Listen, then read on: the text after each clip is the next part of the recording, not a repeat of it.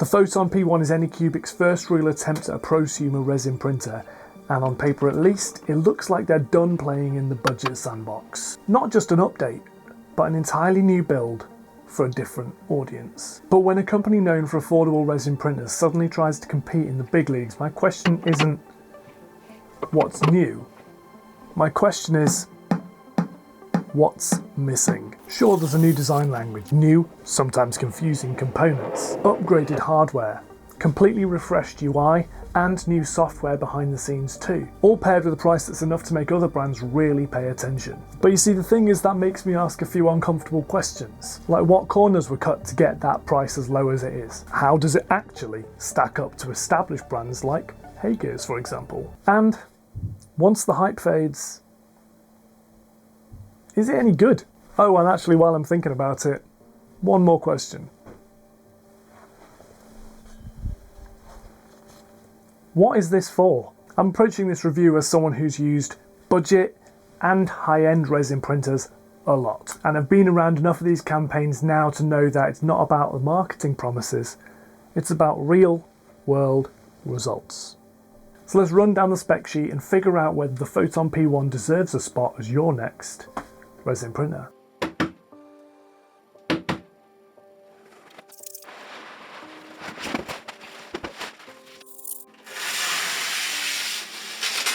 At first glance, the P1 looks pretty compact. It sits right alongside other 10-inch class resin printers, so it doesn't immediately scream big machine, but don't let that fool you. Once you look past the footprint, the build volume tells a different story. You're getting a generous 223 by 126 by 230 millimeters, which comfortably puts it into large printer territory, for desktop resin machines at least. In terms of physical side, the external dimensions are shown on screen right now with the lid closed, and again with the hinged up and over lid fully open. So you want to factor in that clearance if your space is a little bit tight in your workshop. Walking around the printer, and this is where the new Anycubic design language really stands out. I genuinely like it. It's clean, it's simple, and it's clearly designed with usability in mind. A perfect example is that power button. It's tucked neatly onto the side of the screen. Easy to reach when you need it, but visually out the way the rest of the time. It's a small detail, but honestly it's perfect. You'll also find a USB port right there on the side of the screen, and around the back you've got the power input and an air extractor port. What you don't get, unfortunately, is an Ethernet port, which is a bit of a shame at this level. The new UI is another area that's been upgraded. If you're familiar with the Photon printers, some of this will look familiar, but everything's just been improved. The levelling now walks you through the process. There are various self-checks for the printer, and then everything is just laid out in a well-translated, easy to understand, intuitive way. Well done, Anycubic. It's a similar story in the slicer. It's well laid out, it's pretty to look at, and it's all relatively intuitive with all the basic settings that you need. I will say though that I actually struggle to find some bits and pieces because they're hidden in sub-menus, but that's like lots of these new pieces of software. I just need to work out my way around it. Once I did know what I was doing, everything was fairly straightforward. I was able to upload my model to the cloud and send it over to the printer. Once it arrived at the printer, it downloaded, started preheating, and printed away very happily. Now back to the heart of the machine, the screen. This is a 14K panel with an XY resolution of 16.8 microns on the X-axis and 24.8 microns on the Y-axis. On the Z-axis, it supports a 20 micron layer heights, which puts it firmly in high detail territory. You can also see the springs here. Anycubic are referring to this not as auto-leveling but as assisted leveling, which is a slightly more tolerable term at least. One neat addition that I need to explore a little bit more is Anycubic's addition of something they're calling Z-axis compensation. This is supposed to help reduce layer compression and apparently ensures a total height accuracy within 0.2 millimeters. Like I say, I need to test this more, but we'll have some print samples for you to check out later on in the video. The short version, this thing is seriously tidy on paper, and in terms of raw resolution it comes out pretty much with the best out there. It just doesn't reach the highest heights. Just in case you're interested, it compares with other brands in terms of resolution like the diagram I've shown you on screen. And while we've got the hood open, let's take a look at what's going on inside. The first thing that jumps out is the plate, which is milled from 304 grade stainless steel. If you don't understand that number, that's fine. 304 stainless steel is great, but 316 stainless steel is even better. And that's both a good thing and a bad thing. Let me explain. On one hand, 304 grade stainless steel is absolutely fine for the sort of stuff that we are doing. It's also significantly cheaper. 316 steel though lasts longer. On the plus side, a flat plate like this can be extremely accurate. It opens the door to printing directly onto the plate with tight tolerances, as long as you can work around these 4 screw holes here. The downside is, because it's flat, resin doesn't naturally drip off.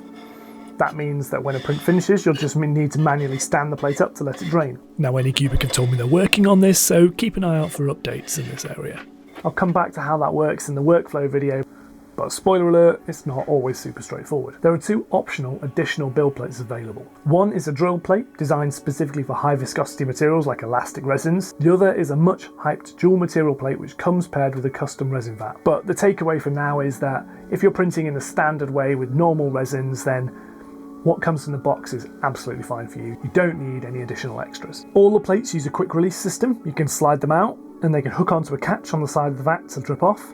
The problem is, when you do that, the lid can't close, and that feels like a massive oversight.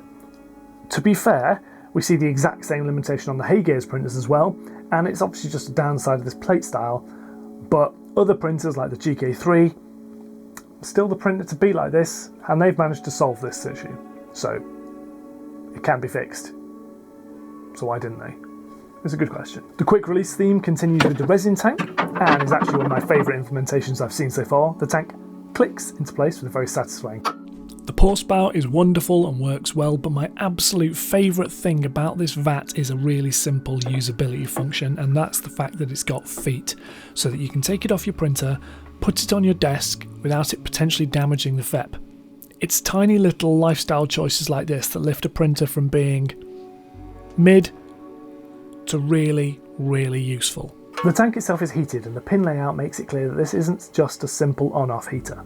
It actively monitors whether the tank's installed and what temperature it's at, which is exactly what you want to know when you're working with more demanding resins.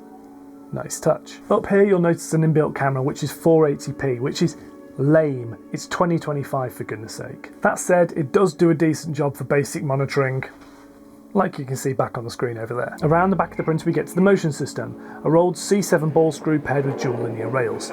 And this is the first place where I noticed a genuine price concession. For those of you who aren't sad enough to know about ball screws, and I completely understand if you're not, a C7 ball screw isn't as precise as a C5, which is what printers like the Haygears use. The difference just comes down to tolerance.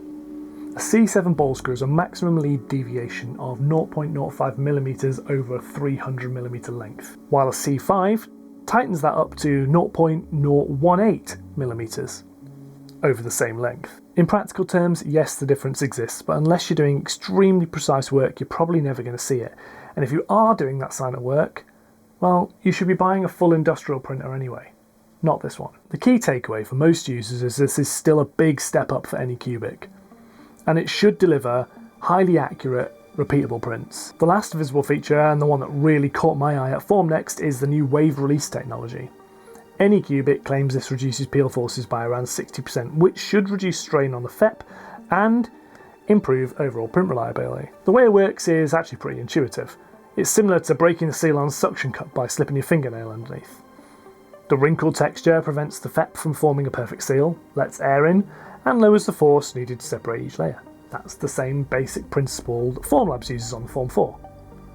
Now, I've seen some reviewers criticise this approach, saying it could reduce print accuracy, but on the Formlabs machines, that textured surface is actually part of how the light is controlled and focused, and it improves accuracy, not reduces it. But all we can do here is test it and see what the real-world results actually show. And we'll get to that. The last thing we need to cover before getting into the workflow is the tech under the hood, and this is an area that I'm genuinely pleased to say Anycubic has taken a real step forward. First up, screen replacement. This is now easier than ever before. You can remove the tape, undo 8 bolts, and you're straight in. No unnecessary teardown, no drama, which is exactly how this should be, especially on a printer aimed at more serious users which are going to cop for more wear and therefore need to replace the consumable screen. Sitting underneath that screen is Anycubic's Light Turbo 4.0 system. This uses a COB light source with a Fresnel lens.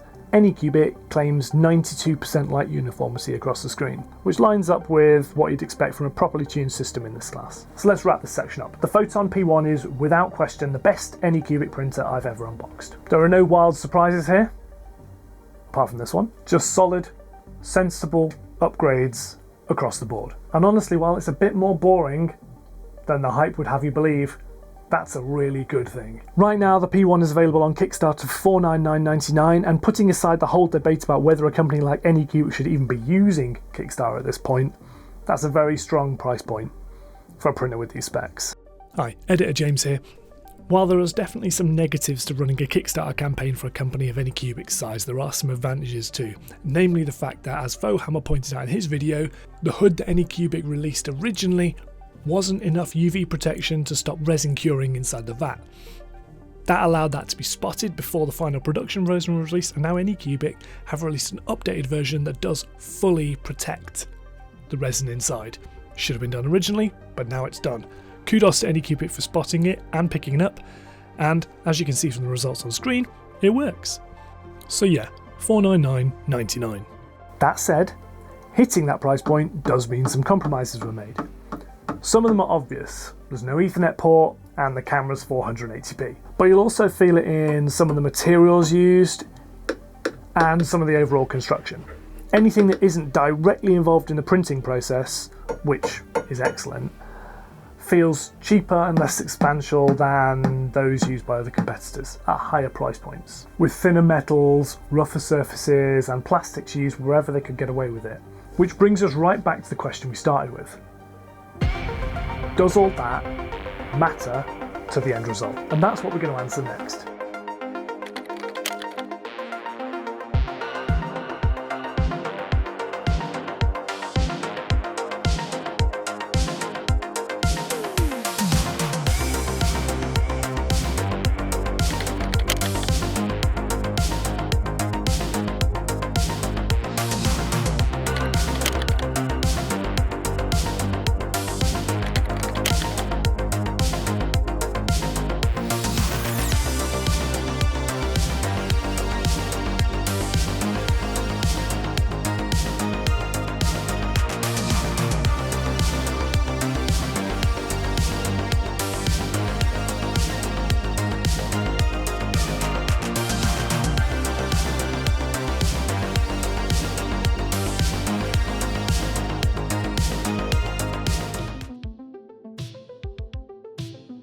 What are your thoughts about the printer?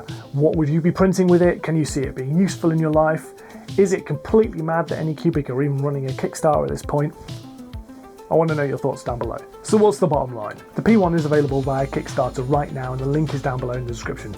Yes, it's an affiliate link, and yes, I do get a small kickback which helps support the channel, so if you can click on it, please do, it's really appreciated. The Photon P1 feels like a genuine step up for Anycubic. Not just in specs, but in genuine user experience. It's more capable, more precise, the UI is better, and the software is much better. It kind of feels like the printer the M7 Pro should have been, and that for me is a great thing that deserves applause. And let's not forget, this is a genuine open material system, bringing materials that were previously out of reach to your general person into reach. And that's a great thing. Another big tick. If you've enjoyed the review, do hit the like button and subscribe to the channel if you're not already, and take time to share it with your friends or on other forums you may be involved with. Spread the word, it really helps the algorithm if it draws people in. Is it perfect? No. The workflow could use some refinement. There are features that are missing from this printer, like Ethernet, like that camera, which could do with updating or improving in the next generation. But are they game-changing features? No. The additional add-ons like the perforated build plate and the dual material vats are cool optional add-ons, so if you need them you can add them on, but if you don't need them then you don't have to. Again, I don't see that as a negative thing. I like options, why wouldn't I? So let's wrap this up. The Photon P1 at $499.99 is an incredible price point, and for makers who are on lower budgets, who are chasing high detail models and repeatable accurate parts, they've pulled up absolute blinder here. It's a great printer. Sure, if you spend a little bit more money, you can get a little bit more. That's the case at whatever level you're at. For now, I will just say I'm incredibly grateful to everyone who supports me over on Patreon or chats to me over on my Discord.